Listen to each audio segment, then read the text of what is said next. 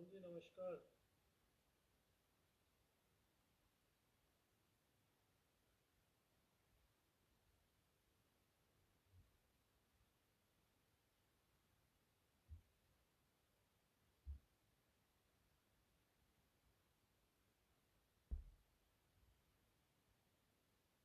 शुरू करें।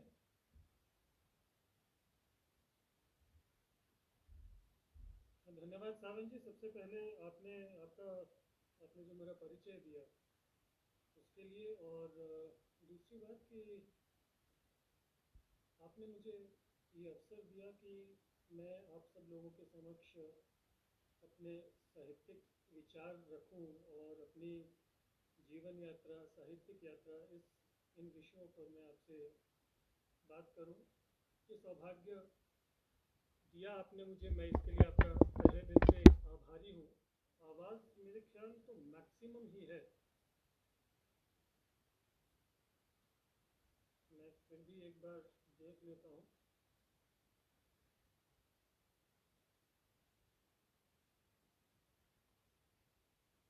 आवाज़ अभी अभी ठीक आ रही है क्या?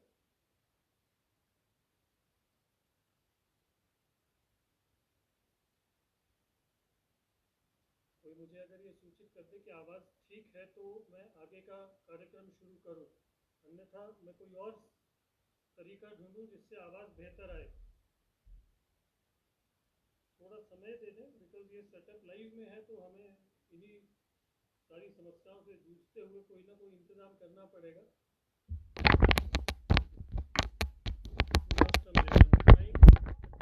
Different setup.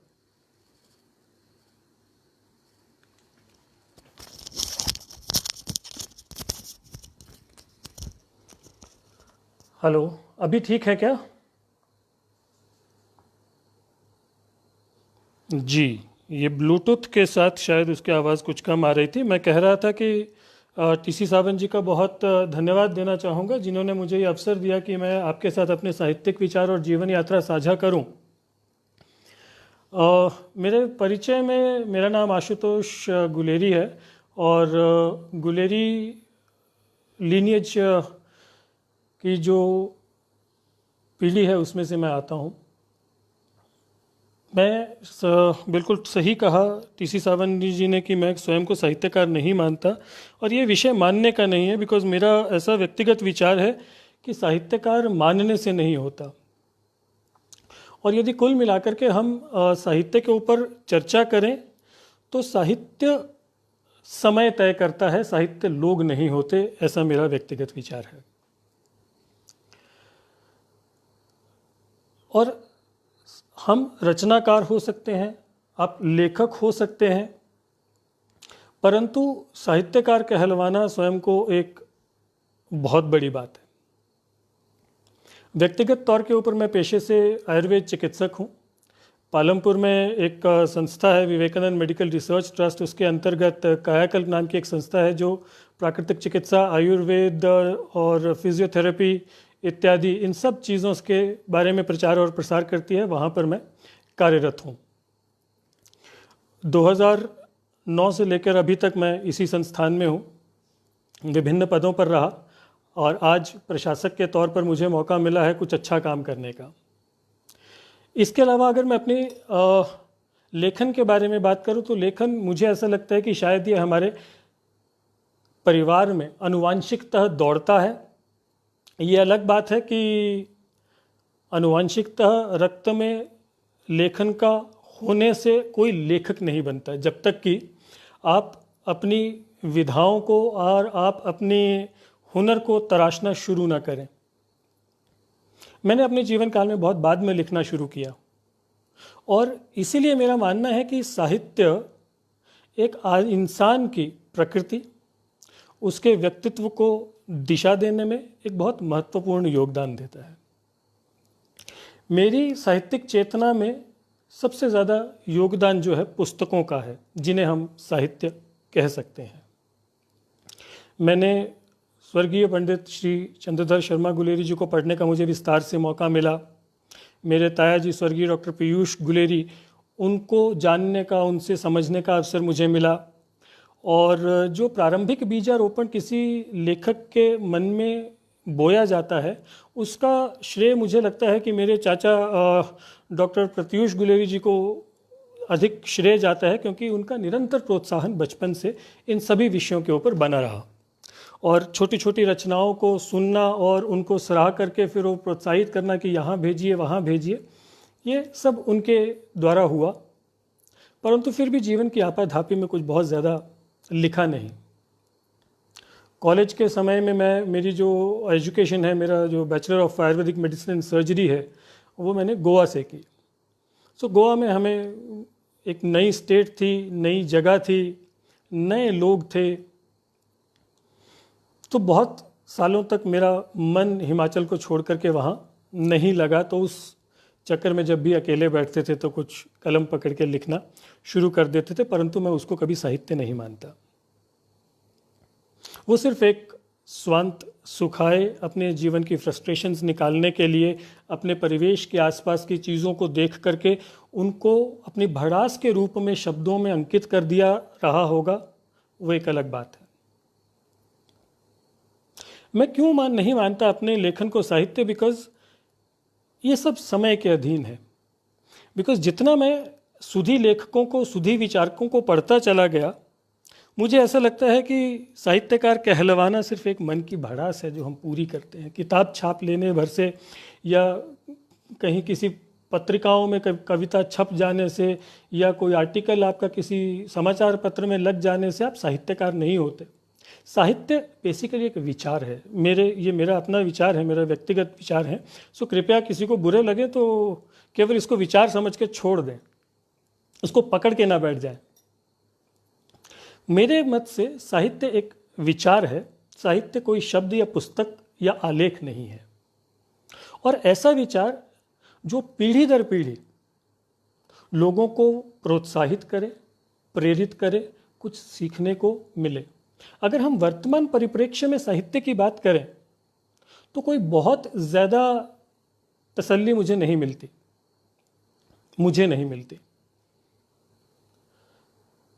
इसलिए क्योंकि किताब छाप देना आजकल बहुत आसान हो गया। आप 10-20 हज़ार रुपये किसी पब्लिशर के साथ संपर्क करें तो किताब छप जाती है, परंतु क्या उस पुस्तक में विचार है?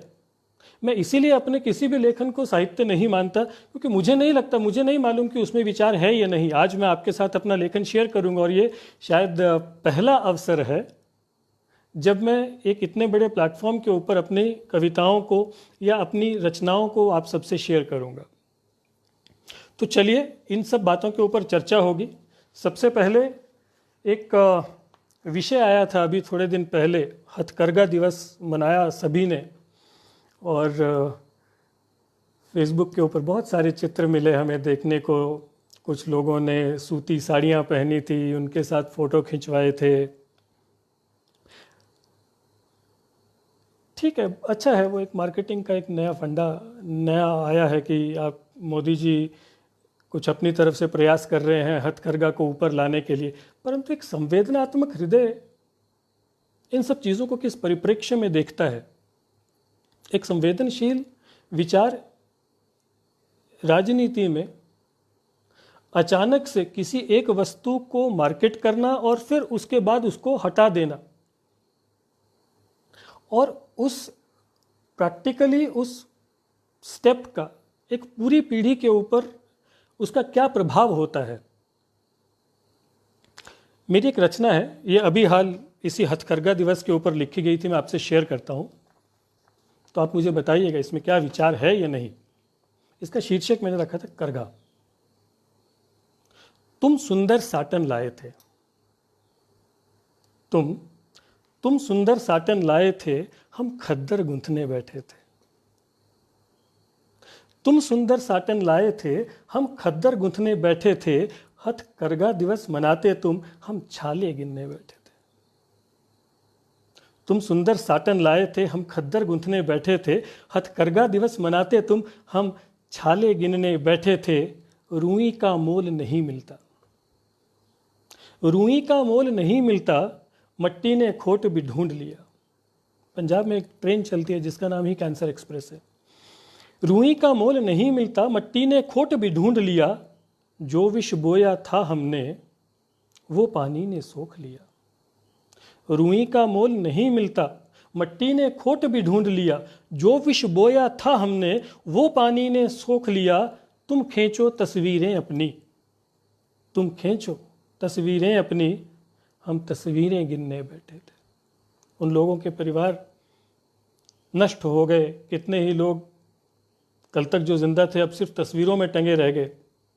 तो रुई का मोल नहीं मिलता, मट्टी ने खोट भी ढूंढ लिया, जो विष बोया था हमने वो पानी ने सोख लिया। तुम खींचो तस्वीरें अपनी, हम तस्वीरें गिनने बैठे थे। तुम सुंदर साटन लाए हो, हम खद्दर गूंथने बैठे थे। जो चरखे पर हाथ चले, जो चरखे पर हाथ चले, ना उनको ही सम्मान मिला। जो चरखे पर हाथ चले, ना उनको ही सम्मान मिला। जो दिन 10 में बुनता था, वो दिन 2 ही देयमान मिला। तुम बड़े बढ़ाई जो कर लो, तुम बड़े बढ़ाई जो कर लो, हम करें कढ़ाई बैठे थे। तुम सुंदर साटन लाए हो, हम खद्दर गूंथने बैठे थे। तुम कब आकर देखोगे, तुम कब आकर देखोगे जो हम पर है बीत रही। It is always good to be on social media with certain things, but whether we are sensitive towards those जो एक्चुअली पीड़ा में से गुजरते हैं, क्या उनको उतना देयमान मिलता है या मानदेय मिलता है उनकी कमाई का, कभी हमने सोचा? तुम कब आकर देखोगे जो हम पर है बीत रही, पिस्ता कामगार कर घे में ना अंधियारी यह रीत रही। तुम शगल मनाते रातों में, हम तारे गिनने बैठे थे। तुम सुंदर साटन लाए थे, हम खद्दर गूंथने बैठे थे। मोल नहीं मिलता हमको जितना भी हम काम करें। ना this is the problem in this country. किसान जो अन्न उगाता है उसको उसकी उपज का मोल नहीं मिलता। आड़तिए बिचौलिए वो सब प्रॉफिट कमाते हैं। ऐसा क्यों है? केवल ब्रांडिंग कर देने भर से क्या उन सब लोगों का भला होने वाला है? और ये हम क्यों ना सोचें? ये साहित्यिक वर्ग क्यों ना सोचे? और ये हमारी एक अपनी एक मॉरल रिस्पॉन्सिबिलिटी है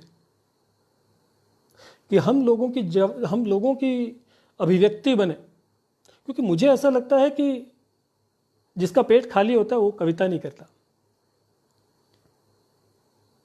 जिसका पेट खाली होता है वो कविता नहीं करता। उसके जीवन की लड़ाई पेट भरने तक की होती है। और अगर अपना पेट भरा है और हम कविता कर सकते हैं या हम रचना कह सकते हैं, तो फिर हम क्यों ना उन लोगों की बात करें जो स्वयं अपनी बात नहीं कह पा रहे हैं या जिनको वो बात कहने का समय नहीं मिल पा रहा है। इसीलिए साहित्य है, सबका साथ लेकर के चलना, सबको सहित लेकर के चलना।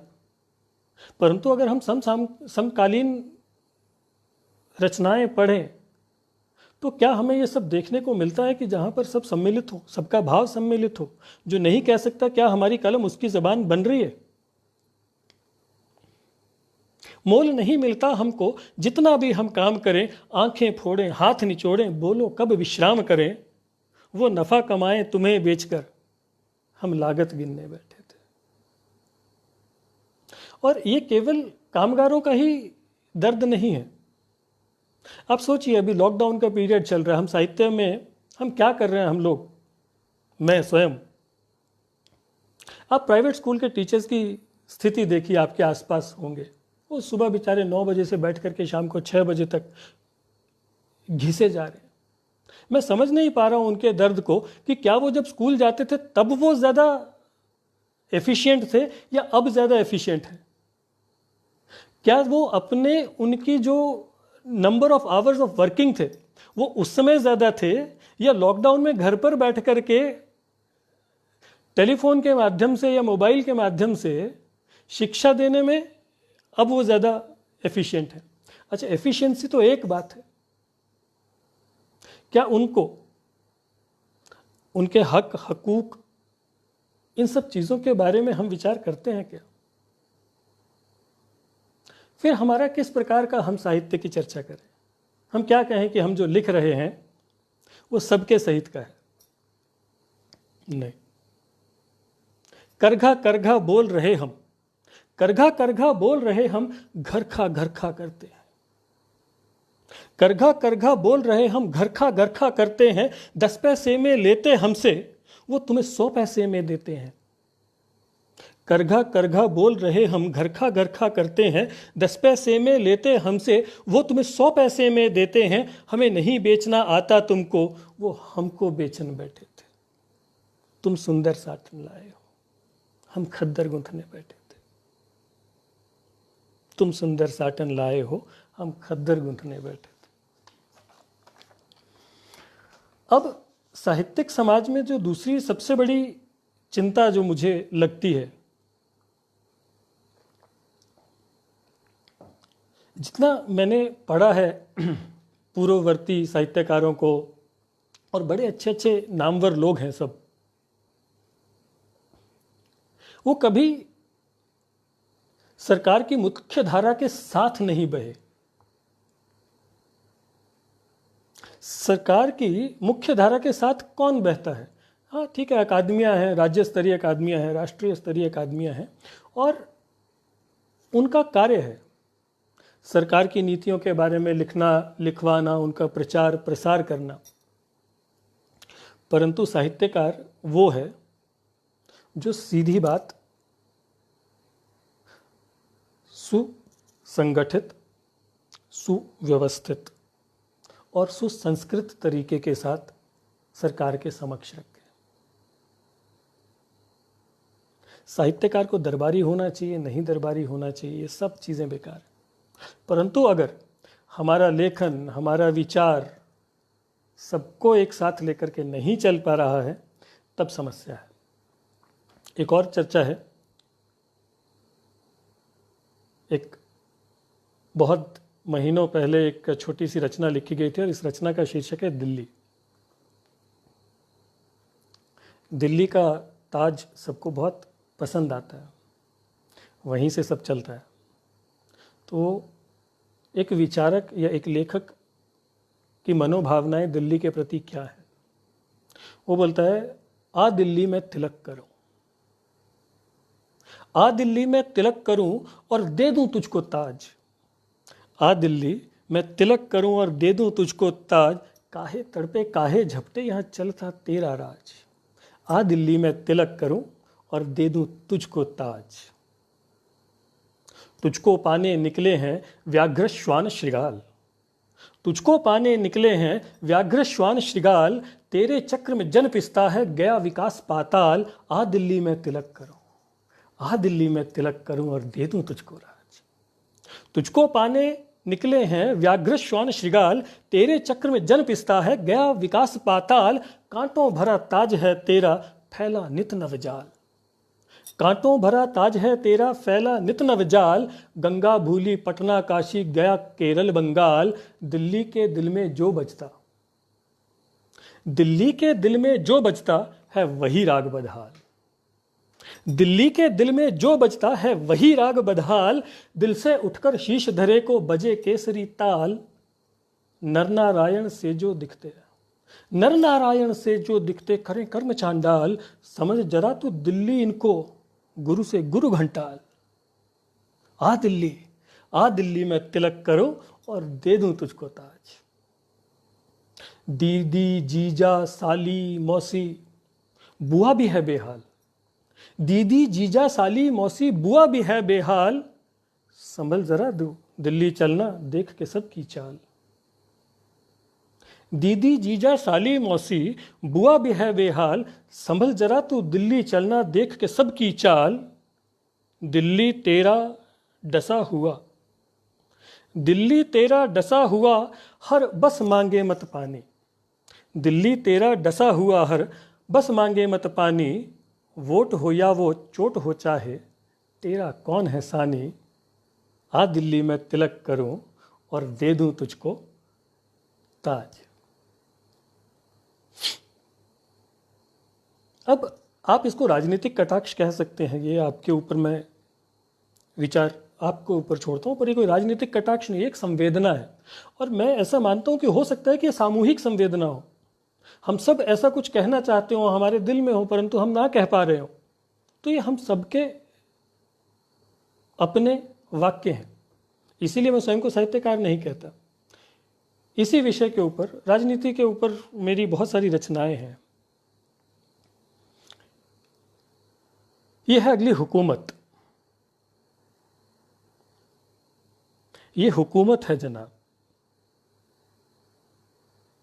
ये हुकूमत है जनाब। बहुत सारे लोग जुड़ रहे हैं, अदिति दीदी जी हैं, सरोज परमार जी प्रणाम, मेरे पिताजी डॉक्टर नंदकिशोर, श्री नंदकिशोर परिमल जी प्रणाम, मेरी मदर हैं विनोद गुलेरी जी, बहुत बढ़िया लिख रही हैं, आपका बहुत धन्यवाद, प्रणाम। राकेश कोरला भाई साहब हैं, सर आपको बहुत बहुत प्रणाम, और आपने इस मेरी दिल्ली को सराहा, इसके लिए आपका बहुत धन्यवाद। और जैसे जैसे लोग जुड़ते जाएंगे, जो भी जुड़े हैं, मैं आप सभी को मेरा प्रणाम प्रेषित करता हूँ, और आशा करता हूँ कि आप हौसला अफजाई ऐसे ही रखेंगे। इस रचना को सुनिए, हुकूमत। ये हुकूमत है जनाब। मोनिका जी गौर कीजिए, ये हुकूमत है जनाब जो बोलती है। ये हुकूमत है जनाब जो बोलती है, ताकत जो है कुर्सी में वो बोलती है। ये हुकूमत है जनाब। ला बता क्या भाव खाने का मंडी में। ला बता क्या भाव खाने का मंडी में, ना हो तख्त पे मसनद, प्याज तो तोलती है। ये हुकूमत है जनाब जो बोलती है। ला बता क्या भाव खाने का मंडी में, ना हो तख्त पे मसनद, प्याज तो तोलती है। ये सिखाए अब तुम्हें, ये सिखाए अब तुम्हें देशभक्ति के गुर। ये सिखाए अब तुम्हें देशभक्ति के गुर, गद्दारों के बंद जिनों को जो खोलती है। ये हुकूमत है जनाब जो बोलती है। ये सिखाए अब तुम्हें देशभक्ति के गुर, गद्दारों के बंद जिनों को जो खोलती है। न चलेगी दुकान न मकान न धंधा होगा। गौर कीजिएगा, न चलेगी दुकान न मकान न धंधा होगा, व्यवस्था अर्थ की अब लो डोलती है। ये हुकूमत है जनाब जो बोलती है। न चलेगी दुकान न मकान न धंधा होगा, व्यवस्था अर्थ की अब लो डोलती है। ये सियासत कहो, ये सियासत कहो जो कहे नहीं करती। ये सियासत कहो, ये सियासत कहो जो कहे नहीं करती। कहे जनता तो कैद खाने वो खोलती है। ये हुकूमत है जनाब जो बोलती है।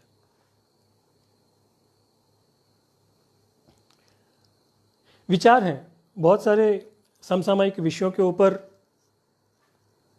पीड़ा होती है। हम किस प्रकार का समाज बनाना चाहते हैं? क्या ये वही समाज है जो स्वामी विवेकानंद के सपनों में था? क्या ये वही समाज है जो गांधी के सपनों में था? क्या ये वही समाज है जो श्री अरबिंदो ने सोचा था? हम किस प्रकार का समाज चाहते हैं?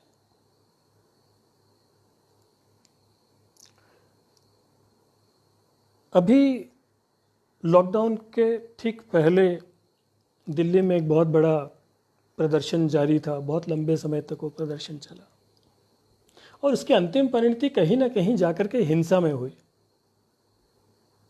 ये सब चीज़ों को देख करके जब हृदय में पीड़ा उठती है तो उसकी अभिव्यक्ति कैसे आती है, आप सुनिए। इसमें इस कविता का शीर्षक है हिंसा।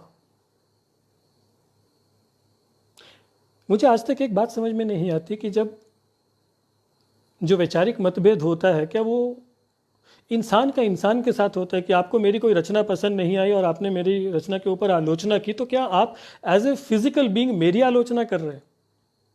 आप मेरे विचार की आलोचना कर रहे हैं। और विचार की आलोचना अगर है तो उसका रिप्लाई जो है वो एक विचार के साथ ही आएगा ना। वो हाथ या पांव से कैसे निकलना शुरू हो जाता है, वो तोड़ या फोड़ से कैसे निकलना शुरू हो सकता है। हिंसा, बात करके देखिए जो बन जाए तो, बात करके देखिए जो बन जाए तो, तोड़ के ना देखिए ना बन पाए वो। बात करके देखिए जो बन जाए तो, तोड़ के ना देखिए ना बन पाए वो। मेल ना मिलाप हो तो चुप रहिए, मेल ना मिलाप हो तो चुप रहिए। छान करके देखिए कि छन जाए वो। बात करके देखिए जो बन जाए तो। मेरा है तू रख ले, मेरा है तू रख ले मन भाए जो। मेरा है तू रख ले मन भाए जो। अनीत में भी नीत छुपी देख पाए तो। हक ना मिले छीनने से, हक ना मिले छीनने से चुप रहिए। मांग करके देखिए कि मान जाए वो। बात करके देखिए जो बन जाए तो। राजनीति वोट की है, राजनीति वोट की है तोड़ पाए तो। राजनीति वोट की है तोड़ पाए तो। जोड़े से तो जुड़े नहीं खार खाए सो। राजनीति वोट की है तोड़ पाए तो। जोड़े से तो जुड़े नहीं खार खाए सो। मिलजुल के रहना है तो चुप रहिए, मिलजुल के रहना है तो चुप रहिए। मौन धर के देखिए कि डर पाए वो। राजनीति वोट की है तोड़ पाए तो। जोड़े से तो जुड़े नहीं खार खाए सो। मिलजुल के रहना है तो चुप रहिए। मौन धर के बैठिए कि डर पाए वो। देश जला जल रहा सह पाए तो। देश जला जल रहा सह पाए तो। ढेरी बना राख की ना बैठ पाए वो। न्याय जिन्हें चाहिए वो चुप रही। आखिर में बोलता है फर्ज अपना कर्म है कर पाए तो। फर्ज अपना कर्म है कर पाए तो। कर्म उनका धर्म है मान जाएं जो। फर्ज अपना कर्म है कर पाए तो। कर्म उनका धर्म है मान जाएं जो। तोड़ फोड़ करने से तो चुप रहिए। नागरिक देश के हो हिंसा रोक पाए तो। बात करके देखिए जो बन जाए तो। बात करके देखिए जो बन जाए तो। संवादहीनता क्यों है समाज में? हमारे पास शब्द कम पड़ गए हैं, हमारे पास लेखनियाँ कम पड़ गई हैं, या हमारे पास विचार कम पड़ गए। मुझे ऐसा लगता है कि विचार कम पड़ गए, बिकॉज समकालीन साहित्य में वैचारिकता की ही कमी सबसे ज़्यादा देखने को मिलती है। कविता किस प्रकार की होनी चाहिए मुझे नहीं मालूम, कविता किस प्रकार की होनी चाहिए, परंतु ए तितली आजा मुझे तू पंख दे दे, मैं जाऊं उस पार और देखूं कि वहाँ का मौसम कैसा है। तो तितली भी सोचती होगी कि यार तू, तेरे को दो पैर दिए, तेरे को पंख क्यों चाहिए? दो पैर दिए, जाके देख कर क्या जाए उस पार कैसा मौसम है। हम उनके जुबान क्यों नहीं बन पा रहे हैं?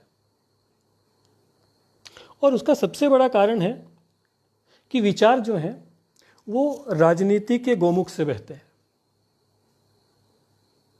इसीलिए राजनीति को बहुत सजग रहना चाहिए। और राजनीति की जब मैं बात करता हूं तो मैं किसी दल विशेष या पार्टियों की बात नहीं कर रहा हूं। राजनीति हम सब लोग हैं, मैं आप हम सब वोट देते हैं ना। इसलिए इसी विषय के ऊपर एक बहुत छोटी सी रचना लिखी गई। इसका शीर्षक था खोटे। कुल मिलाकर के 6 लाइनें हैं इसमें। खोटे। बिन पैंदे के लोटे हैं, बिन पैंदे के लोटे हैं, नेते अपने मोटे हैं। बिन पैंदे के लोटे हैं, नेते अपने मोटे हैं। ना चलते ना चलने दें, सिक्के मेरे खोटे हैं। बिन पैंदे के लोटे हैं, नेते अपने मोटे हैं, ना चलते ना चलने दें, सिक्के मेरे खोटे हैं, झूठे सारे सच्चे वो, झूठे सारे सच्चे वो, सच बोले तो छोटे हैं। कि अगर कोई व्यक्ति उठ करके सच कहे तो आप उनको सिरे से नकार देते हैं। मोनिका जी, अगर आप वोट नहीं देती हैं तो ये और चिंता का विषय है। संवैधानिक अधिकार है और हमें ये जिम्मेदारी जो है साझा रूप से हम सबको लेनी ही होगी। आप वोट दे चाहे ना दे। सो बिन पैंदे के लोटे हैं, नेते अपने मोटे हैं, ना चलने ना चलने दे, सिक्के मेरे खोटे हैं, झूठे सारे सच्चे वो, सच बोले तो छोटे हैं। परंतु क्या साहित्य केवल समाज राजनीति के आसपास ही घूमता है? नहीं, मुझे नहीं लगता। रचनाओं में वैविध्य बहुत आवश्यक है और कविता कोई सोच विचार करके नहीं होती। मेरा कई बार मतभेद होता है हमारे बहुत अच्छे अच्छे मित्रों के साथ कि फलां कविता में मीटर नहीं है, फलां गज़ल में मीटर नहीं है, ये छंदोबद्ध नहीं है, ये कविता मुक्त छंद कविता है। कविता मुक्त छंद या कुछ नहीं, ऐसा कुछ नहीं है, मुझे नहीं लगता। सोच करके लिखा गया काव्य कभी साहित्य में समाहित हो पाना उसके लिए बहुत मुश्किल हो जाता है। काव्य बहता है और बिल्कुल गोपाल शर्मा जी ने कहा कि वास्तविकता को लेकर कविताएं रचनाएं चलती हैं, बिल्कुल चलनी भी चाहिए। परंतु एक व्यक्ति जो है वो केवल समाज ही नहीं है या इहलोक ही नहीं है। हस्ती एक कविता है। कविता क्या, एक रचना कभी कही गई। आप इसके रंग देखिए, इसका शीर्षक है हस्ती। शामो सुबह दर बदर, जाता कहाँ जरा आ इधर।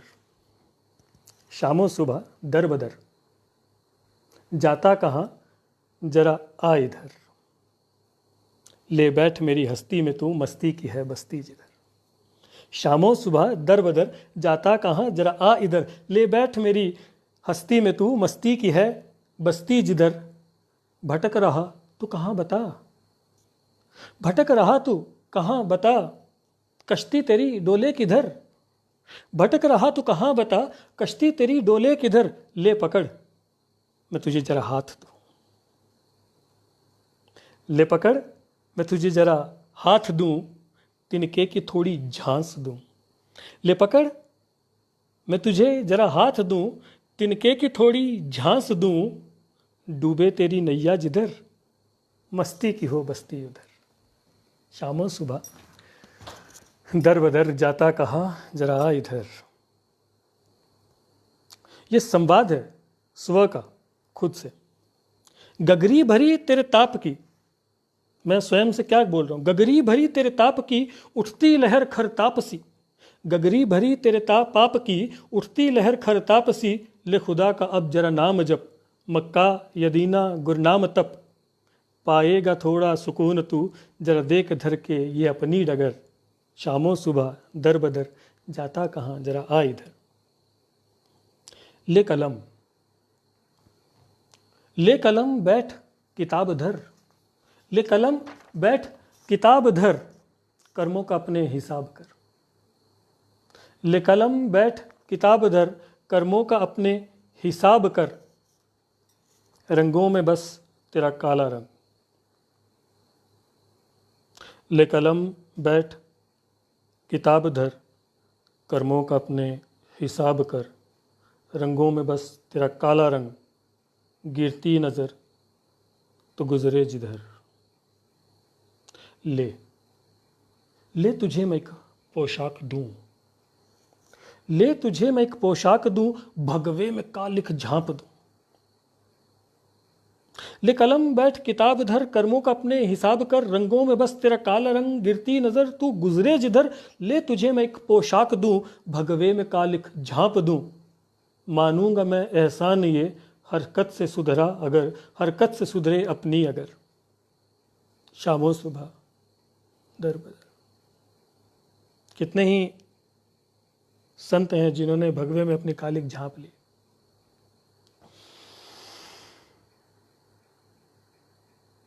हम किस तरह का समाज चाहते हैं? ले तुझे मैं एक पोशाक दूं, भगवे में कालिक झांप दूं, मानूंगा मैं एहसान ये, हरकत से सुधरे अपनी अगर, शामो सुबह दर बदर, जाता कहाँ जरा आ इधर।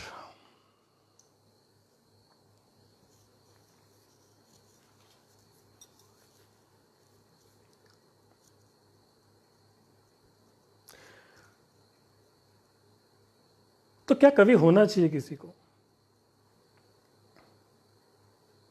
हाँ, होना चाहिए। तो फिर काव्य कैसा हो? एक रचना है जिसका शीर्षक है भो कवि। भो कवि, भो संस्कृत का शब्द है, अर्थात होना, कवि होइए। मेरे पिताजी मेरे से बड़े परेशान रहते हैं कि मेरी रचनाएं जो हैं या जो मैं लिखता हूँ, मैं बहुत क्लिष्ट हिंदी लिखता हूँ। और मैं सच कहता हूँ कि मैं डिक्शनरी लेकर के शब्द ढूंढने नहीं जाता कि मैं अपनी रचनाओं में क्लिष्टता उत्पन्न करूं। हालांकि मुझे इस बात की भी फिक्र होती है कि एक धड़ा ये कहता है कि सरल हिंदी में रचनाएं लिखिए जो सबको समझ आए। मेरा विचार थोड़ा इससे भिन्न है। भाषा सरल हुई नहीं है, हम बनाते चले गए हैं। बहुत सारे शब्द हैं, जैसे आज एक फेसबुक के ऊपर कहीं बहस चल रही थी कि एक शब्द है संस्कृत का अनवरत, उसका प्रोनाउंसिएशन कैसे होना चाहिए। मुझे नहीं लगता कि संस्कृत का शब्द है अनवरत, ये रूढ़ है। मेरा ऐसा व्यक्तिगत मानना है। वैयाकरणी कुछ लोग यहाँ पर होंगे तो वो ज़्यादा इस मुद्दे के ऊपर प्रकाश डाल सकेंगे। व्रत शब्द संस्कृत का शब्द है जिसका अर्थ वस्तुतः ये होता है कि किसी चीज़ को सीमित करना या सीमाओं में बांधना, व्रत, परिसीमन कर देना। और अनवरत शब्द जो है, जो निरंतर चलता रहता है, अर्थात जो व्रत में बंधा हुआ नहीं है। तो शब्द होना चाहिए था अनव्रत, बट रूढ़ हुआ तो अनवरत हो गया। अब इसमें क्लिष्टता नहीं है। क्लिष्टता इसलिए लगती है क्योंकि हमारे साहित्य में शब्दों का संकलन नहीं मिलता। हम लिखना नहीं चाहते, हम सोचते हैं कि ये बहुत क्लिष्ट शब्द है, सरल शब्द ढूंढे। क्यों ढूंढे सरल शब्द? लोगों को पढ़ने के लिए। मुझे याद है कि मेरे पिताजी स्वयं जब हमें इंग्लिश सिखाते थे तो हमें बोलते थे न्यूज़पेपर पढ़िए, इंग्लिश के शब्द उसको डिक्शनरी में खोजिए, अगर कोई शब्द का मायने पता ना हो तो खोजिए ना। आपको क्या समझ आएगा ये सोच करके थोड़ी रचनाकार कोई रचना करेगा। रचनाकार की अभिव्यक्ति जिस भाषा में, जिस लय में, जिस शब्द से लगेगी वहीं से होगा। तो ये शीर्षक है कविता का भो कवि। भो कवि जागृत रवि। भो कवि जागृत रवि। कैसा कवि हो? जैसे रवि, सूर्य की तरह जागृत। भो कवि जागृत रवि, काव्य हो भास्वर भुवि। भो कवि जागृत रवि, काव्य हो भास्वर भुवि, विचार मेघ स्वच्छंद हो। भो कवि जागृत रवि, काव्य हो भास्वर भुवि, विचार मेघ स्वच्छंद हो, निशंक हो सुमुखर कवि। विचार मेघ स्वच्छंद हो, निशंक हो सुमुखर छवि। जी डैडी जी, आप कह रहे हैं कि भाषा की सरलता आवश्यक है। मैं कोशिश करूंगा, मैं करता आया हूँ। और अभी हाल जो आजकल मैं गद्य लिखता हूँ उसमें अगर आपने ध्यान दिया होगा तो मैंने बहुत कोशिश की है, परंतु फिर भी वो मेरा एसेंस नहीं आ पाता। सो भो कवि जागृत रवि, काव्य हो भास्वर भुवि, विचार मेघ स्वच्छंद हो, निशंक हो सुमुखर छवि। ना मंद हो ना द्वंद्व हो, ना मंद हो ना द्वंद्व हो, सुमधुर तेरा छंद हो। ना मंद हो ना द्वंद्व हो, सुमधुर तेरा छंद हो, कर तीक्ष्ण धर तेरी लेखनी। कर तीक्ष्ण धर तेरी लेखनी, कड़वी भले ज्यों मेथिनी। ना मंद हो ना द्वंद्व हो, सुमधुर तेरा छंद हो, कर तीक्ष्ण धर तेरी लेखनी, कड़वी भले ज्यों मेथिनी। जन चूषकों का काल हो, जन चूषकों का काल हो, विषयों में वस्तु विशाल हो। जन चूषकों का काल हो, विषयों में वस्तु विशाल हो निडर मृत जीवनम, हो निडर मृत जीवनम, भुवन पढ़ों का ऋतम भरम। जनचूषकों का काल हो, विषयों में वस्तु विशाल हो निडर मृत जीवनम, भुवन पढ़ों का ऋतम भरम। रुकना नहीं तिसने कहा, रुकना नहीं तिसने कहा, न मलाल हो किसने कहा। रुकना नहीं तिसने कहा, न मलाल हो किसने कहा। जनमार्ग तेरा मार्ग हो, जनमार्ग तेरा मार्ग हो, पुण्य पंथ सन्मार्ग हो, तूणीर में जो तीर हो, तूणीर में जो तीर हो, शूर शब्द वो वीर हो। तूणीर में जो तीर हो, शूर शब्द वो वीर हो, न झुके तू झुके नहीं अट्टहास से, तू झुके नहीं अट्टहास से, पट खोल उनके कटाक्ष से। तूणीर में जो तीर हो, शूर शब्द वो वीर हो, तू झुके नहीं अट्टहास से, पट खोल उनके कटाक्ष से। निशब्द की आवाज बन, निशब्द की आवाज बन, तू प्रगति का आगाज बन। निशब्द की आवाज बन, तू प्रगति का आगाज बन। अंध में तू हो दिवी, अंध में तू हो दिवी, जागृत रवि, अरे भो कवि, अरे भो कवि।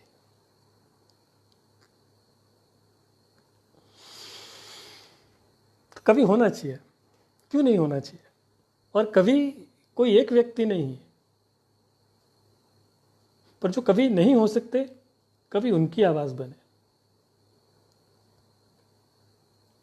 एक और रचना है, मैं आशा करता हूं कि आपको आनंद आ रहा है, मैं इसलिए बोलता चला जाऊं। अगर आपको लगे कि मुझे रोक देना चाहिए तो कृपया एक कमेंट करेंगे तो मैं रुक जाऊंगा। एक और रचना, इसका नाम है शुक्ति। शुक्ति बेसिकली सीप को कहते हैं, जिसके अंदर पानी की बूंद गिरे तो मोती बनता है, ऐसा माना जाता है। तो ये काव्य के ऊपर ही है, कवि के ऊपर ही है। शब्दों के सागर की शुक्ति सुनना तुम। जितने भी रचनाकार हैं ये उनको समर्पित है, ये मेरा ये रचना।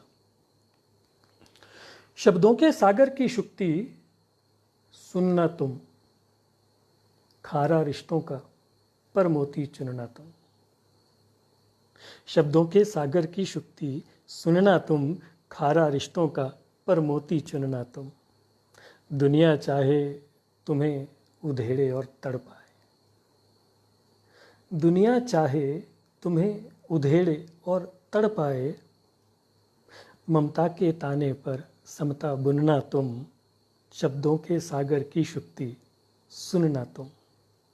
दुनिया चाहे तुम्हें उधेड़े और तड़पाए, ममता के ताने पर समता बुनना तुम। है ये जीवन केदार, केदार कहते हैं खेत को।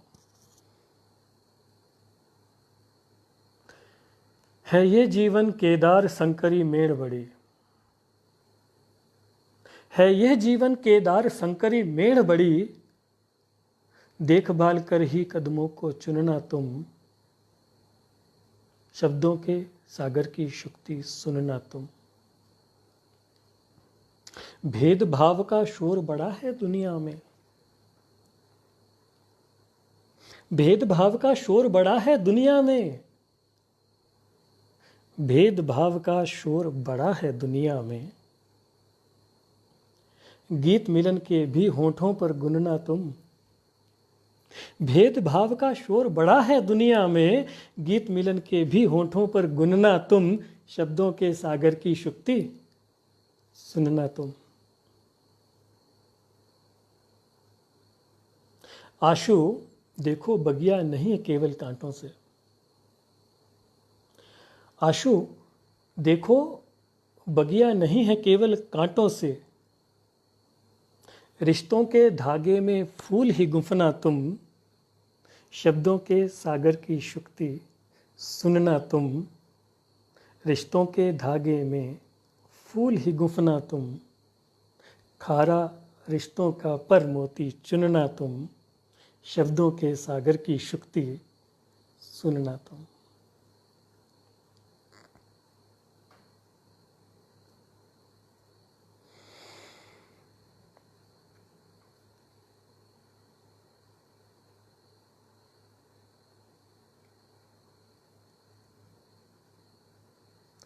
मुझे लगता है कि साहित्य कभी तोड़ता नहीं है,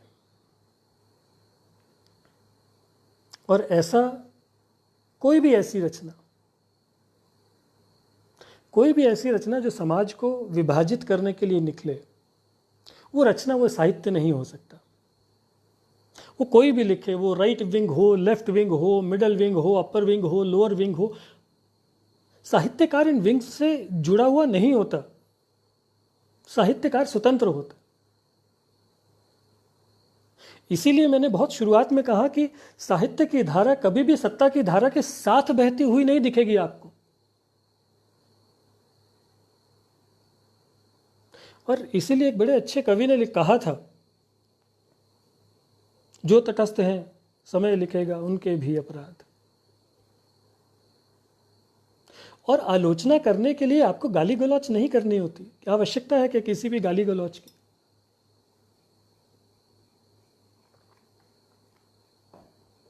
नहीं आवश्यकता। फेसबुक एक बहुत अच्छा माध्यम है। आज हम सब आपसे बहुत दूर दूर बैठे हैं, परंतु जुड़े हैं। आपने विचार मैं आपके साथ साझा कर पा रहा हूं, परंतु सुबह से लेकर शाम तक इसके ऊपर जिस प्रकार का मैटर आता है, क्या ये एक्चुअली समाज हम बनाने जा रहे हैं? मुझे चिंता होती है, मेरी संतानों की चिंता होती है, मुझे मेरे बच्चों की चिंता होती है। हमारा जो जीवन था, मैं कह सकता हूं कि हमने बहुत हद तक निकाल लिया। अब उसके मेरे विचारों में बहुत बड़ा परिवर्तन तब तक नहीं आएगा जब तक कि आसमान से बिजली ना टूट पड़े। बिल्कुल अदिति दीदी कह रहे हैं कि रिश्तों को भी जो विभाजित कर दे, ऐसी रचना भी नहीं होनी। क्यों होनी चाहिए? रचना विभाजित कर ही नहीं सकती। इसीलिए मैं कहता हूं कि साहित्य, हर किसी चीज को साहित्य कह देना नहीं कहना चाहिए, क्योंकि साहित्य कहा जाना या साहित्य कहलवाया जाना ये बहुत बड़ी बात है। रामायण को मैं साहित्य मानता हूं, आज भी नहीं, आज के आने के 1000 सालों बाद भी वो एक रेफरल पॉइंट होगा। क्या समकालीन रचनाएं, हम उन रचनाओं में रेफरल पॉइंट्स देख पा रहे हैं? क्या समकालीन रचनाएं, उनमें आज समाज रिफ्लेक्ट हो रहा है क्या? बहुत मुश्किल है। मैं एक रचना प्रस्तुत करता हूं, इसका शीर्षक है महाठगनी। इस रचना के बारे में एक बड़ा इंटरेस्टिंग रेफरेंस है। एक कोई कार्यक्रम हुआ पालमपुर में और मुझे बुलाया गया था कविता पाठ करने के लिए। अच्छा, मैं चला गया तो मेरे लिए सरप्राइज़ था कि मैं सोच करके गया था कि उस समय जो भी रीसेंट पोएट लिखी गई थी मैं ये पढ़ दूंगा। और ये मैंने सोचा था, ये महाठगनी उसी समय पर लिखी गई थी, कोई 1-1.25 साल पहले की कविता है ये। मैं जिस संस्था में काम करता हूँ, उस संस्था के जो अध्यक्ष हैं वो माननीय श्री शांता कुमार जी हैं।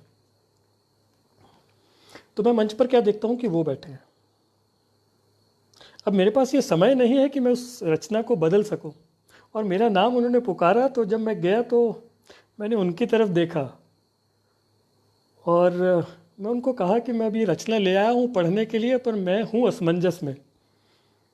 तो अगर आप बुरा ना माने, और बड़प्पन क्या होता है, तो अगर आप बुरा ना माने और अगर आप इसको व्यक्तिगत ना लें तो आज्ञा दें तो मैं पढ़ूं। तो उन्होंने कहा कि मुखर होकर के पढ़िए। तो आप सुनिए कि ऐसा क्या है इस कविता में। महाठगनी इसका शीर्षक है। सत्ता तू महाठगनी, सत्ता तू महाठगनी जू मरु शाद्वल। अच्छा, शाद्वल का अर्थ क्या होता है? ओएसिस। सत्ता तू महाठगनी जू मरु शाद्वल, या जलधि समाहित हिमजलमग्नि। सत्ता तू महाठगनी, सत्ता तू महाठगनी जू मरु शाद्वल, या जलधि समाहित हिमजलमग्नि। सत्ता तू महाठगनी।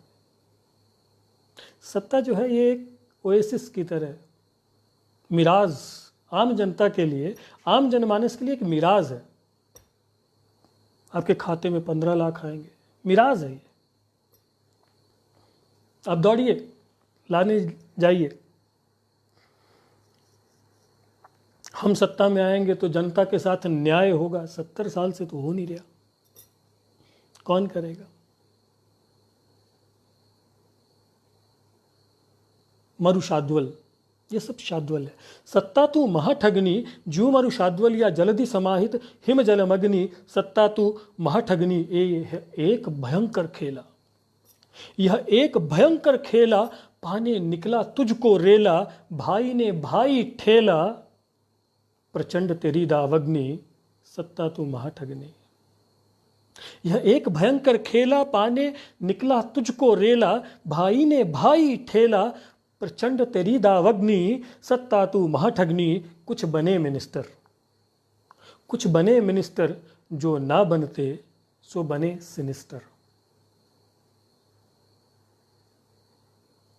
कुछ बने मिनिस्टर, जो ना बनते वो बने सिनिस्टर, पढ़े लिखे पर बैठे अनपढ़, प्रक्षेप करे मुख अग्नि, सत्ता तुम महाठगनी।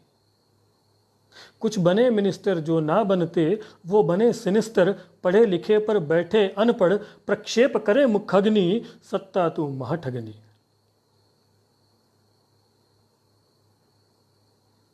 पद विहीन मृत्यु को आतुर। देखिए महाठगनी क्यों है सत्ता? पद विहीन मृत्यु को आतुर, जीवित सत्तासीन हुआ है।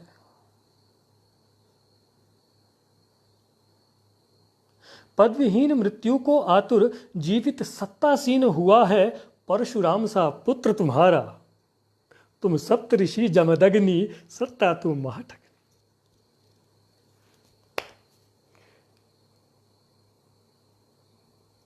बाप की विरासत, राजनीतिक विरासत जो है वो बेटे को जाएगी, वो अलग के एक और नया राजनीतिज्ञ बनेंगे, पीढ़ी दर पीढ़ी सत्ता एक ही जगह पर रहेगी। सो पदविहीन मृत्यु को आतुर, जीवित सत्तासीन हुआ है, परशुराम सा पुत्र तुम्हारा, तुम सप्त ऋषि जमदग्नि, सत्ता तू महाठगनी।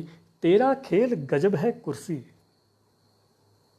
तेरा खेल गजब है कुर्सी, हाथ जुड़ाए हीनों के। मतलब आप देखिए जब इलेक्शन आता है तो कोई कैसा भी हो सब पांव छू देंगे, जय हो महाराज। तेरा खेल गजब है कुर्सी, हाथ जुड़ाए हीनों के, जब जब सत्तासीन हुए हैं खेले साम दाम दंडग्नि, सत्ता तू महाठगनी।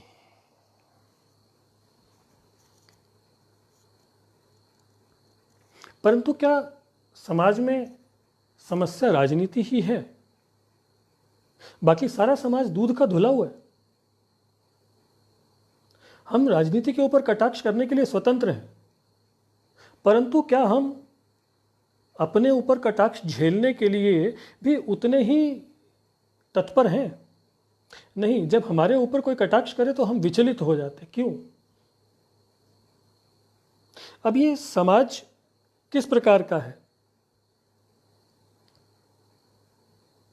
एक कविता है ये तब लिखी गई थी जब निर्भया, मैं ज़्यादा नहीं कहूँगा उसके ऊपर,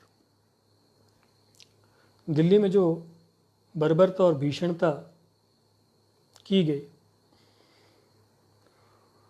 उसको देखकर आत्मा कैसे रोती है। इस कविता का शीर्षक है खतरा रावण से नहीं। खतरा रावण से नहीं, खतरा नहीं रावण से, यहां बेटियों को इंसानों से बचाना होगा। खतरा नहीं रावण से, यहां बेटियों को इंसानों से बचाना होगा। जो मिट सके बहन की नाक पर, रावण को ऐसा लाना होगा।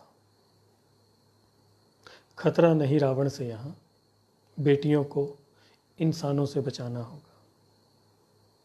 जो मिट सके बहन की नाक पर, रावण को ऐसा लाना होगा। आप जितनी मर्जी निंदा करें रावण की,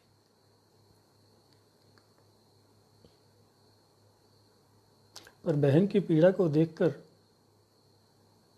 वो गया था ना प्रतिशोध लेने। उसके बाद की स्टोरी वो अलग हो सकती है, नैरेटिव्स अलग हो सकते हैं। हम साहित्य के रेफरल पॉइंट्स में से क्या सीखते हैं? इसलिए मैं कहता हूं कि जो समकालीन साहित्य है उसको रेफरल पॉइंट होना ही होगा। बिना रेफरल पॉइंट हुए लिखा गया एक आत्मश्लाघा एक भर हो सकती है। सो खतरा नहीं रावण से यहाँ, बेटियों को इंसानों से बचाना होगा, जो मिट सके बहन की नाक पर रावण कोई ऐसा लाना होगा, रख जरा दूर तेरे दावे ये खोखले, रख जरा दूर दावे ये खोखले, न चाहूं मैं पांडव दांव बेटी का खेले। रख जरा दूर दावे ये खोखले, न चाहूं मैं पांडव दांव बेटी का खेले, कटी उंगली का घाव जो भर सका पल्लू तेरा। ये बहुत इंटरेस्टिंग स्टोरी है। जब शिशुपाल वध के समय में श्री कृष्ण को जब शिशुपाल बड़ी सभा में गालियां दे रहा था, उनका अपमान कर रहा था, तो उन्होंने अपनी बुआ को वचन दिया था श्री कृष्ण ने कि मैं इसके 100 अपराध क्षमा करूंगा। वो सुनते रहे और 99 अपराध करने के बाद 100वें अपराध से पहले उन्होंने उसको चेताया कि देख अब तेरा अंत समय नज़दीक आ रहा है और मैं वचनबद्ध था तेरे केवल 100 अपराध क्षमा करने के लिए, परंतु अब तूने अगर एक भी और मेरे बारे में अपशब्द कहा तो फिर मैं उस सौगंध से विमुक्त हो जाऊंगा। तो उसने फिर से एक अपशब्द कहा, 100 अपराध हुए और श्री कृष्ण ने सुदर्शन से उसका मस्तक धड़ से अलग कर दिया। और जब सुदर्शन वापस आया तो उसने श्री कृष्ण की तर्जनी में चोट पहुंचा दी, जहाँ से रक्त बहा। तो द्रौपदी वहाँ बैठी थी, उसने फटाफट से भाग करके उनकी उंगली के ऊपर वो कपड़ा बांधा। तो ये रेफरल पॉइंट है। न चाहूँ मैं पांडव दांव बेटी का खेले, कटी उंगली का घाव जो भर सका पल्लू तेरा, सभा दुशासन की पर चीर हरण मेरा। खतरा नहीं रावण से यहाँ, बेटियों को इंसानों से बचाना होगा, जो मिट सके बहन की नाक पर रावण कोई ऐसा लाना होगा, रख जरा दूर दावे ये खोखले, न चाहूं मैं पांडव दांव बेटी का खेले, कटी उंगली का घाव जो भर सका पल्लू तेरा, सभा दुशासन की पर चीर हरण मेरा। दे सके जो हिसाब कीमत उस कपड़े की, ऐसा कोई दोस्त कृष्ण बनाना होगा। खतरा यहाँ रावण से नहीं, बेटियों को इंसानों से बचाना होगा।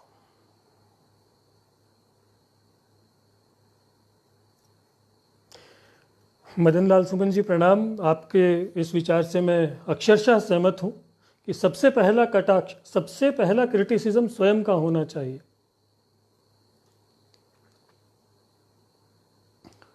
अच्छा, अब साहित्य केवल गांधीर्य, राजनीति, समाज इसके आसपास ही नहीं है, बचपना भी है ना। और बचपने में क्या है, मैं समाप्त करूं, 1 घंटे का समय हो गया, यदि आप मुझे आज्ञा दें तो मैं अब समाप्त कर सकता हूं। सावन जी अगर हैं तो मुझे दिशा निर्देश दें, 8 बज गए हैं। और जब तक कोई दिशा निर्देश आए, तो साहित्य में बचपना भी है, जिज्ञासा। तो एक ये रचना है, ये धर्मशाला, मेरे अधिकांश परिवार हमारा धर्मशाला रहता है, तो अक्सर आना जाना होता रहता है। मेरे ससुराल भी उसी साइड है। तो ये अभी कोई 7-8 महीने पहले मैं धर्मशाला जा रहा था गाड़ी से, अपनी कार से। तो चामुंडा डाड़ के पास पहुंचते हुए वो सूरज ढल रहा था और वो दृश्य बहुत सुंदर लगा मुझे। थोड़ी देर रुक करके वहाँ मैंने उसको निहारा, गाड़ी साइड पे खड़ी की। एक अभिव्यक्ति थी जो आई, सहज अभिव्यक्ति है, और मुझे आशा है कि मेरे पिताजी को ये पसंद आएगी उसकी, क्योंकि ये सरल अभिव्यक्ति है। सूरज, सूरज करता आंख मिचौली, सांझ ढले शर्माता क्यों। सूरज करता आंख मिचौली, सांझ ढले शर्माता क्यों, भरी दोपहरी पीठ जलाए, शाम पड़े भरमाता क्यों। भोर भय वो ताम्रपत्र सा, भोर भय वो ताम्रपत्र सा, दिन चढ़ते इठलाता है, कभी दिखे जो काली बदली, फिर उसमें छुप जाता क्यों। नित्य कर्म है इसके पक्के, नित्य कर्म है इसके पक्के, मुर्गा भी शर्मा जाए। नित्य कर्म है इसके पक्के, मुर्गा भी शर्मा जाए, भरी जेठ में सर पर बैठे, सावन में अलसाता क्यों। सूरज करता आंख मिचौली, सांझ ढले शर्माता क्यों, ये सुनिए, सूर्य रश्मियां जीवन रेखा, सूर्य रश्मियां जीवन रेखा, वृक्षों की ये धाये माँ। सूर्य रश्मियां जीवन रेखा, वृक्षों की ये धाये माँ, बीजों का ये स्वयं पिता है, पत्तों को झुलसाता क्यों। सूर्य रश्मियां जीवन रेखा, वृक्षों की ये धाये माँ, बीजों का ये स्वयं पिता है, पत्तों को झुलसाता क्यों। देख न पाए दिन भर जिसको, सांझ सवेरे दर्शन दे। देख न पाए दिन भर जिसको, सांझ सवेरे दर्शन दे। होकर चंदा तुमसे रोशन, वो शीतल कहलाता क्यों। देख न पाए दिन भर जिसको, सांझ सवेरे दर्शन दे। होकर चंदा तुमसे रोशन, वो शीतल कहलाता क्यों। सूरज करता आंख मिचौली, सांझ ढले शर्माता क्यों। भरी दोपहरी पीठ जलाए, शाम पड़े भरमाता क्यों। अब मैं इसके बाद में सिर्फ अंतिम 2 रचनाएं प्रस्तुत करूंगा और आपका अधिक समय नहीं लूँगा, भोजन का भी समय हुआ रहेगा। और नहीं तो रचनाकार की तो एक फ्रीडम होती है, उसको सुनाने वाले मिल जाए, सुनने वाले मिल जाए तो वो लगा रहता है अपने आत्मश्लाघा में प्रसन्न होता रहता है। 32 लोग जुड़े हैं जो मुझे सामने दिख रहे हैं। आप सभी का बहुत बहुत स्वागत है, धन्यवाद है। थोड़ी सी गहराई में है तंतु, इस कविता का शीर्षक है तंतु। तंतु, धागा, डोर। एक तंतु जीव का कहीं अटका हुआ है। एक तंतु जीव का कहीं अटका हुआ है। एक वस्तु विषय का कहीं भटका हुआ है। आप समझने की कोशिश कीजिए किनके तंतु हैं, किसके विषय हैं और कौन भटके हैं। एक तंतु जीव का कहीं अटका हुआ है, एक वस्तु विषय का कहीं भटका हुआ है। खोलता हूँ खिड़कियाँ जहाँ सांकल घना है। खोलता हूँ खिड़कियाँ जहाँ सांकल घना है। कौड़ियों से सना सर्प कहीं लटका हुआ है। एक तंतु जीव का कहीं अटका हुआ है। तुझ में मुझ में एकता, तुझ में मुझ में एकता है, कौन किसको देखता। तुझ में मुझ में एकता है, कौन किसको देखता।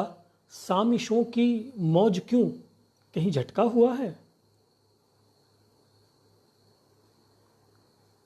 तुझ में मुझ में एकता है, कौन किसको देखता। सामिशों की मौज क्यों कहीं झटका हुआ है। तप्त नीति राजनीति, तप्त नीति राजनीति, आम जन संतप्त भी। तप्त नीति राजनीति, आम जन संतप्त भी। प्रश्न शीतल पवन सा कहीं खटका हुआ है। तप्त नीति राजनीति, आम जन संतप्त भी। प्रश्न शीतल पवन सा कहीं खटका हुआ है। ये कविता अभी लिखी गई लॉकडाउन के बाद, जब दिल्ली में बहुत सारे लोग एक साथ अपने अपने घरों को जाने के लिए आतुर हुए और एक बड़ी अलग तरह की राजनीति हुई। किसी ने कहा कि यूपी बॉर्डर पर बसें खड़ी हैं, वहाँ जाकर के कुछ लोगों को बसें नहीं मिली और लोग पैदल अपने अपने घरों के लिए रवाना हुए। एक लड़की, एक बच्ची अपने पिता को साइकिल पर उठा करके जाने कितने ही सैकड़ों किलोमीटर लेकर के आई। तप्त नीति राजनीति, आम जन संतप्त भी। प्रश्न शीतल पवन सा कहीं खटका हुआ है।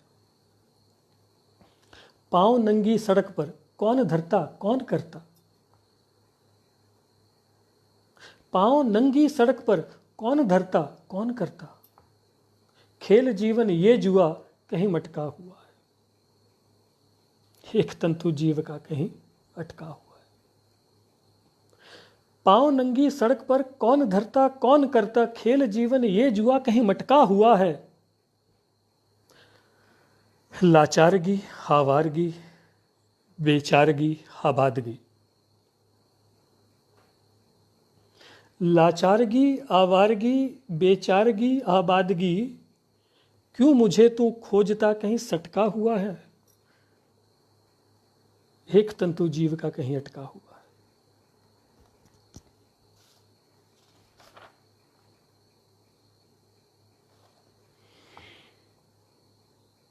अच्छा, मैंने पहाड़ी में बहुत ज़्यादा कुछ लिखा नहीं है,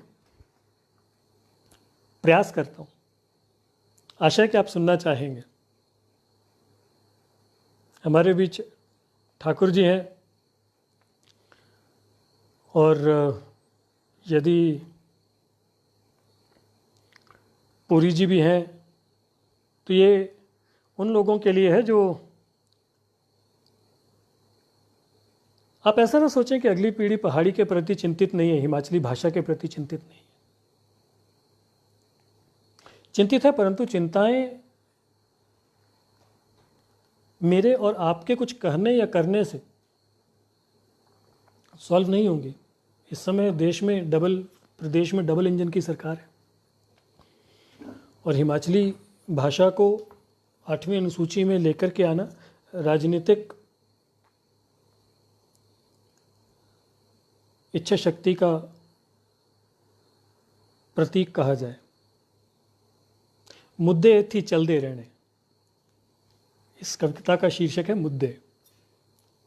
मुद्दे थी चलते रहने, बलदा जुंगले चढ़ते रहने। मुद्दे थी चलते रहने, बलदा जुंगले चढ़ते रहने। अकला दा मान कोई नहीं, दिखा चूंडिया बेअकले बहने।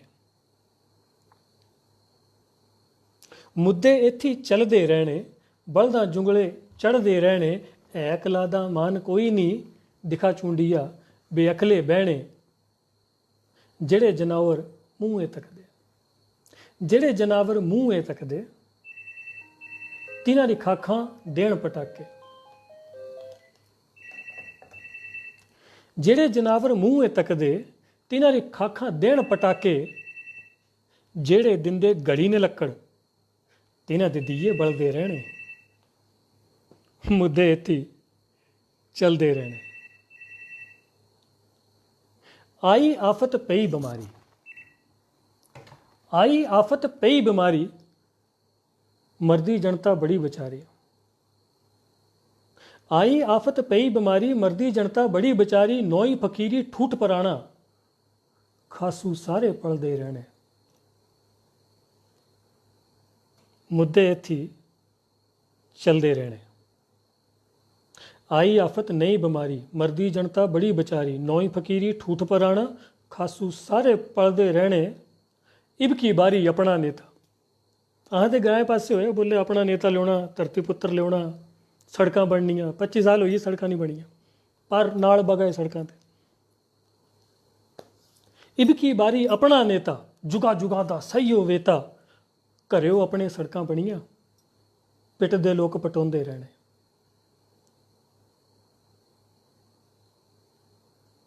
इब की बारी अपना नेता, जुगा जुगा दा सही हो वेता। घरेओ अपने सड़कां बनियां, पिटदे लोक पटोंदे रहने। मुझे माफ़ कर रहे हो अगले बंदे पर। भाषा पहाड़ी कुनी बनाई, भाषा पहाड़ी कुनी बनाई। खादी पीती चाटी बाई। भाषा पहाड़ी कुनी बनाई, खादी पीती चाटी बाई। 5-500 दे नोट फड़ाए, बाकी डड्डे डरदे रहने। मुद्दे इत्थी चलते रहने। भाषा पहाड़ी कुनी बनाई, खादी पीती चाटी बाई। 5-500 दे नोट फड़ाए, बाकी डड्डे डरदे रहने। जेड़ा आया तिन्नी जाना, जेड़ा आया तिन्नी जाना। आप कमाई अप्पू खाना। जेड़ा आया तिन्नी जाना, आप कमाई अप्पू खाना। अपना कम निभाई चलना, अपना कम निभाई चलना। जेड़े जलदे रहने। मुद्दे इत्थी चलते रहने। कन्नै एक होर रचना पहाड़िया ची महामारी। इत्थी पईओ मारा मारी, तुहां गलांदे पार्टी मारी। एथी पईयो मारा मारी तुहां गलांदे पार्टी मारी किछ नहीं छड्या महामारिया किछ नहीं छड्या महामारिया कौन बनावे भ्रष्टाचारी एथी पईयो मारा मारी तुहां गलांदे पार्टी मारी वो जदका बने तू मंत्री वो जदका बने तू मंत्री छुट बइये सारे तेरे संतरी भाई जदका बने तू मंत्री छुट बइये सारे तेरे संतरी जनता दे कम कालू होंगे कड्डा मड़े कोई जंतरी मरा दी जनता लगी बीमारी मरा दी जनता लगी बीमारी उत्थू है वोटां दी तैयारी मरा दी जनता लगी बीमारी उत्थू है वोटां दी तैयारी मैं बचारी तू बचारी कौन करे कुतिया अधिकारी। अच्छा बोले महामारी लगी हो कने सारा लॉकडाउन है कने जड़े जड़े जितनी जितनी कर्मचारी हैं इनसे कढ़ने नहीं भाई ठीक है नहीं कढ़ने चाहिए बट प्राइवेटाइजेशन च कोई आदमी जो व्यापार नहीं करगा कोई दुकानदार संजय हो 500 रुपये का गला नहीं कटगा तो सर 200 रुपये दिहाड़ी भी कहीं देंगे उसकी वाला कहीं कल तो कर दे लेंगा सर नी कढ़ने जड़े कम्मे लाए नी कढ़ने जड़े कम्मे लाए पैसे तिन्हें दुखण पगाए नी कढ़ने जड़े कम्मे लाए पैसे तिन्हें दुखण पगाए जनता कली कुत्ती हाय खाए कमाएगी भौंकण जाए ये पहाड़ी मुहावरे हैं बिच जड़े नी कढ़ने जड़े कम्मे लाए पैसे तिन्हां दे कुण पगाए जनता कली कुत्ती हाय खाए कमाए की भौंकण जाए जे होंगा से दिख्या जांगा आया जेड़ा मरी न जांगा आशू जेड़ा सच ना बोले जे होंगा से दिख्या जांगा आया जेड़ा मरी न जांगा आशू जेड़ा सच ना बोले मानू तिस जो कुण गलांगा इति पईयो मारा मारी तुहां गलांदे पार्टी मारी। आप सभी लोगों ने पूरे मनोयोग से सुना तो इसके लिए मैं बहुत आपका हार्दिक धन्यवाद देता हूं और मेरी अब तक की सबसे प्रियतम रचना अंतिम रचना आपको सुना रहा हूं उसके बाद फिर हम विदा लेंगे आपसे और जिन लोगों के बीच में मैं कमेंट्स के रिप्लाई नहीं दे पाया हूं उनके लिए भी मैं सबसे क्षमा प्रार्थी हूं। आत्ममुग्ध हो गया हूं बेसिकली पहली बार ऐसा कोई मंच मिला है पर ठीक है। ये रचना अभी रिसेंटली लिखी गई है और ये प्रभु श्री राम को समर्पित है। एक संवाद है इस रचना में जब ऋषि विश्वामित्र अपने यज्ञ की पूर्णाहुति से पहले श्री राम को लेने के लिए आए तो राम और दशरथ के बीच का श्री विश्वामित्र और दशरथ के बीच का संवाद जो हुआ और वो किस प्रकार फिर दशरथ जी माने एक रचना है। इस रचना का शीर्षक है न राम ने तुम अर्हसी। न राम ने तुम अर्हसी ये बेसिकली वाल्मीकि रामायण में उद्धृत श्लोक है बालकांड में जहाँ पर दशरथ श्री विश्वामित्र जी को बोलते हैं कि आप सब कुछ कर लो पर मैं राम को ले जाना योग्य ना होगा। ना राम ने तुम अर्हसी का अर्थ है कि अर्थात राम को ले जाना योग्य नहीं होगा। देख पावन पुण्य को देख पावन पुण्य ऋषि को हैं सभी हर्षा रहे जो करें अनमित्र जग को वो ऋषि हैं आ रहे। देख पावन पुण्य ऋषि को हैं सभी हर्षा रहे जो करें अनमित्र जग को वो ऋषि हैं आ रहे। धन धान्य हर्षित है धरा ये अवध भी गर्वित हुआ काकुस्थ वंशी स्वयं चलकर किसको लिवाने धा रहे। सूर्य कुल का तेज मध्यम है सशंकित आत्म भी सहस्र कोटि सूर्य समझो क्या वो मांगन ना रहे। अब ऋषि विश्वामित्र बड़े एग्रेसिव ऋषि माने जाते थे। ये वही ऋषि हैं जिन्होंने त्रिशंकु को सीधा सशरीर स्वर्ग भेजने का प्रण ले लिया और बेचारा त्रिशंकु बाद में बीच में अटक गया और जब उसको इंद्र ने वापस भेज दिया तो जब वो अटक गया तो ये ऋषि विश्वामित्र ये वही ऋषि विश्वामित्र हैं जिन्होंने त्रिशंकु के लिए एक अलग स्वर्ग की रचना कर दी और पूरा का पूरा कॉन्स्टलेशन सप्तऋषि भी नए तैयार कर दिए। तो अब वो अचानक से अयोध्या पहुंचे हैं तो जो द्वारपाल है वो बड़ा परेशान है कि यार ये यहाँ क्यों आए हैं। तो वो डरा सहमा सा भागता भागता दशरथ के पास जाकर के उनको बोलता है कि ऋषि विश्वामित्र जी आए हैं। अच्छा, परेशान दशरथ भी हुए क्या ऋषि विश्वामित्र क्यों आए हैं, परंतु अब चेहरे के ऊपर उन्होंने बड़े अच्छे हाव भाव सुमुखर और बड़ी प्रसन्नतापूर्वक छवि बनाई और उनको लिवाने के लिए खुद दौड़े, परंतु डरे तो वो अंदर थे। सूर्य कुल का तेज मध्यम है, सशंकित आत्म भी, सहस्त्र कोटि सूर्य समझो क्या वो मांगन ना रहे। मुख कांति निर्मल तद्यपि आचार्य भी मुस्का रहे, इक्ष्वाकु दशरथी संग स्वागतार्थ हैं जा रहे।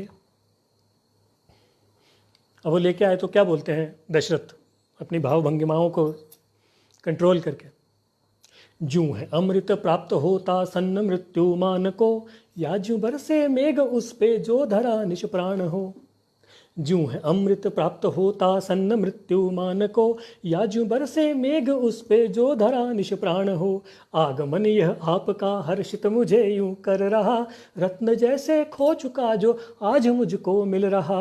ब्रह्म दृष्टि प्राप्त मानद यह मेरा अहोभाग्य है, ब्रह्म दृष्टि प्राप्त मानद यह मेरा अहोभाग्य है। घर हुआ है तीर्थ मेरा आज वो सुप्रभात है।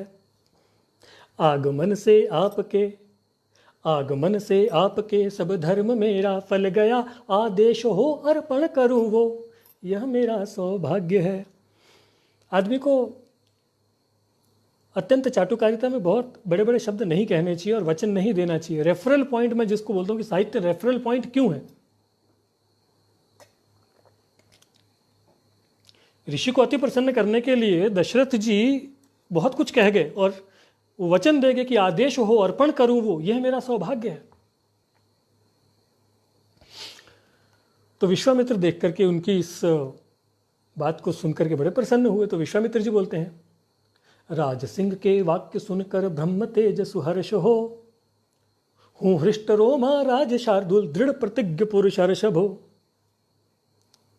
राज सिंह के वाक्य सुनकर ब्रह्म तेज सुहर्ष हो, हूँ सृष्ट रोमा राज शार्दुल दृढ़ प्रतिज्ञ पुरुष हर्षभ हो।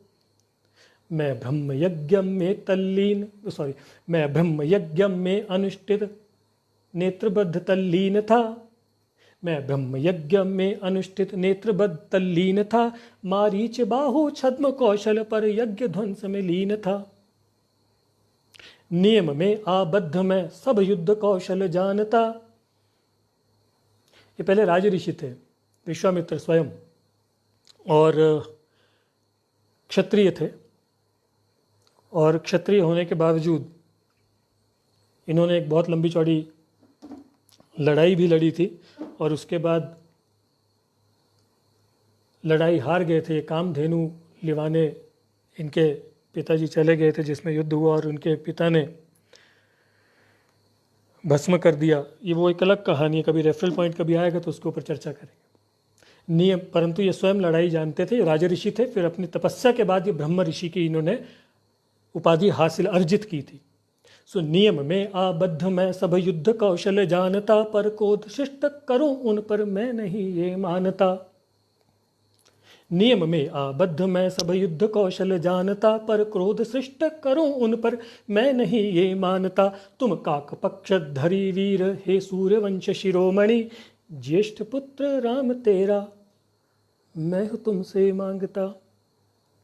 तुम काक पक्ष धरी वीर हे सूर्यवंश शिरोमणि, ज्येष्ठ पुत्र राम तेरा मैं हूँ तुमसे मांगता। निस्संग है निस्तब्ध है, निस्संग है निस्तब्ध है, आजेय सुनकर बात को। आजेय मतलब दशरथ, उनके पिता का नाम अज था। निस्संग है निस्तब्ध है, आजेय सुनकर बात को। अल्पमति है राम रण में वर्ष 16 अजानवो। निस्संग है निस्तब्ध है, आजेय सुनकर बात को। अल्पमति है राम रण में वर्ष 16 अजानवो। मैं चलूंगा सैन्य बल ले संग चलो अक्षौहिणी, मैं चलूंगा सैन्य बल संग ले चलो अक्षौहिणी। अस्त्र विद्या कुशल मैं ना राम ने तुम अरहसी, ना राम ने तुम अरहसी। मैं चलूंगा सैन्य बल संग ले चलो अक्षौहिणी, अस्त्र विद्या कुशल मैं ना राम ने तुम अरहसी।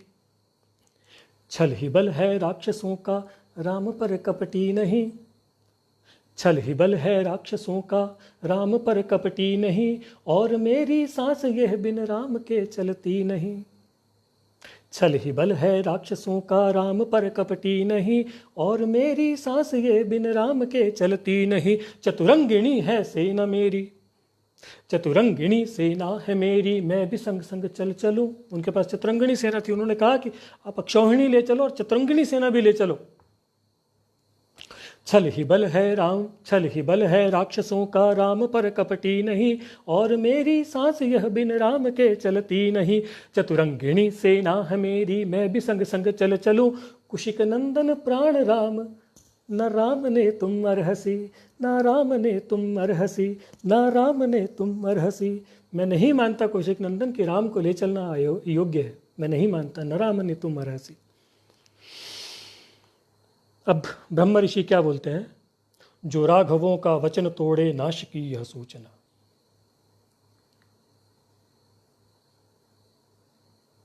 जो राघवों का वचन तोड़े, नाश की यह सूचना, स्वयं कहकर मोहावेष्टित यह तुम्हारी जल्पना। जो राघवों का वचन तोड़े, नाश की यह सूचना, स्वयं कहकर मोहावेष्टित यह तुम्हारी जल्पना।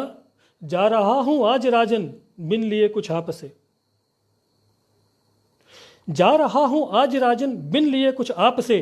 त्रस्त दोनों लोक थे ऋषि विश्वामित्र के ताप से।